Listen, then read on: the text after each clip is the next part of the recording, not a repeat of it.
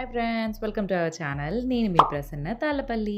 ఈరోజు video special ఏంటో తెలుసా? ఒక స్వీటే కదా, మాకు తెలిసిందే కదా, అందులో స్పెషల్ ఏముందక్క అనుకోవద్దు. ఈ రోజు మా పెళ్లి రోజు అంటే అయిపోయింది అనుకోండి, it's a past video. So ఏదైనా సరే గుడ్ అకేషన్ ఉంది, మంచి సెలబ్రేట్ చేయాలి అంటే ఫస్ట్ మనకు గుర్తొచ్చేది స్వీట్ కదా. అందుకే ఈరోజు నాకు ఇష్టమైన క్యారెట్ హల్వా చేశాను అండ్ మా ఆయనకి కూడా చాలా బాగా ఇష్టం, అందుకే చేశాను అనమాట.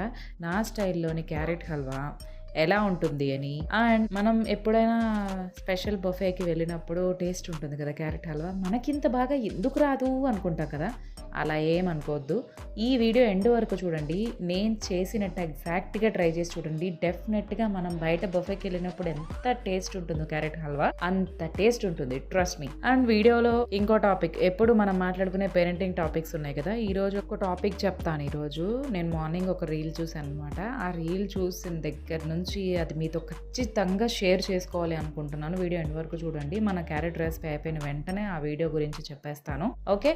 అండ్ ఇంకో స్పెషల్ ఏంటి అంటే, మా వెడ్డింగ్ యానివర్సరీ ఎన్నోది అని గెస్ట్ చేస్తే కనుక ఖచ్చితంగా కామెంట్ చేయండి. ఎక్కువ క్వాంటిటీలో క్యారెట్ హల్వా చేయాలంటే ఈ ప్రాసెస్ ఈజ్ ద బెస్ట్, నన్ను అడిగితే బెస్టెస్ట్ అసలు. ఎందుకంటే చాలా ఫాస్ట్గా అయిపోతుంది. విడిగా కనుక మనం కుక్కర్ యూజ్ చేయకుండా చేస్తే ఇంత ఫాస్ట్గా అయితే ఖచ్చితంగా అవ్వదు. సో డెఫినెట్గా నేను కుక్కర్ యూజ్ చేస్తాను. సో నేను 5 విజిల్స్ పెట్టేసుకుంటున్నాను. 5 విజిల్స్ మీడియం ఫ్లేమ్ పెట్టేసి అలా కొన్ని పాలు పోసి క్యారెట్ ని కట్ చేసుకొని పెట్టేశాను. 5 విజిల్స్ తర్వాత తీసేసి ఒక పాన్ లో కొంచెం నెయ్యి వేసేసి ఈ ఉడికిన క్యారెట్ ని వేసేసి, నా దగ్గర మ్యాషర్ లేదు సో నేను ఒక స్పెషల్ హోమ్ మేడ్ మ్యాషర్ ని యూజ్ చేస్తున్నాను అనమాట. మ్యాషర్ అందరి ఇళ్లలో ఉండదు కదా, అందుకే అందరి ఇళ్లలో ఉండే మ్యాషర్ ని నేను ఇప్పుడు చూపిస్తాను. ఇలాగా గ్లాస్ తో మెత్తగా మ్యాష్ చేసుకున్న తర్వాత చాలా ఫాస్ట్ గా ఈజీగా మ్యాష్ అయిపోతుంది, అస్సలు శ్రమ పడక్కర్లేదు. మ్యాష్ అయిపోయిన తర్వాత నేను ఏంటంటే క్వాంటిటీస్ మెయింటైన్ చేయను, ఫస్ట్ నుంచి ఉన్న అలవాటే అది.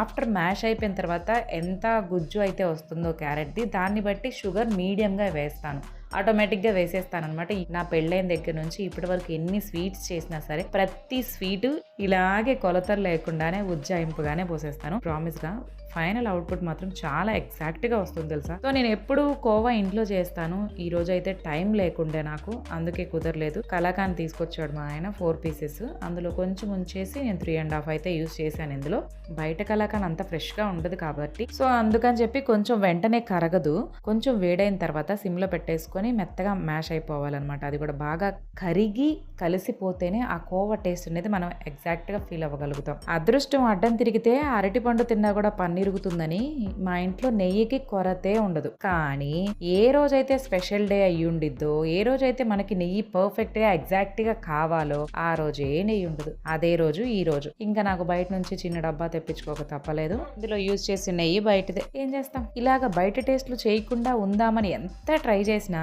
నా వల్ల అయితే కావట్లేదు. ఏం చేద్దాం. నాకైతే గనక గసగసాలు కూడా స్వీట్స్ లో యాడ్ చేయడం చాలా ఇష్టం. అండ్ మా వారు నాకు అలవాటు చేశారు, మనం జీడిపప్పు ద్రాక్ష వేయించుకునే దాంట్లో గసగసాలు వేస్తే చాలా బాగుందండి టేస్ట్. మీరు కూడా ఒకసారి ఖచ్చితంగా ట్రై చేయండి. ఈ రెసిపీలో ఏమైనా డౌట్లు ఉంటే కనుక ఖచ్చితంగా కామెంట్ చేయండి. మార్నింగ్ నేను చూసిన రీల్ ఏంటంటే, ఒక స్కూల్లో ఒక పిల్లోడు మేబీ 10th మరి ఇంటర్ ఫస్ట్ ఇయర్ తెలీదు, ఆ ఏజ్ లో ఉన్నాడు. వాడు టీచర్ ని కొడుతున్నాడండి. ఇప్పుడు టీచర్ తప్పు చేశాడు, ఏదైనా రాంగ్ గా మాట్లాడాడు అంటే మనం కోప్పడాలి, సీరియస్ గా అందరి ముందు నిలబెట్టాలి, ఆయన తప్పు ఆయన తెలుసుకునేలా చేయాలి. అంతేగాని చిన్న పెద్ద లేకుండా అలా చేసుకోవడం మాత్రం నాకు అస్సలు నచ్చలేదు, అస్సలు చాలా నచ్చలేదు. వాడు అనుకుంటున్నాడు కావాలి, వాడు మా అమ్మని తిట్టాడు, వాడు మా అమ్మని తిడతాడా అని అంటున్నాడు. ఓకే, ఒకవేళ సార్ గనక పొరపాటు చేసి వాళ్ళ అమ్మని తిట్టాడే అనుకుందాం, ఒక సెకండ్ అనుకుందాం.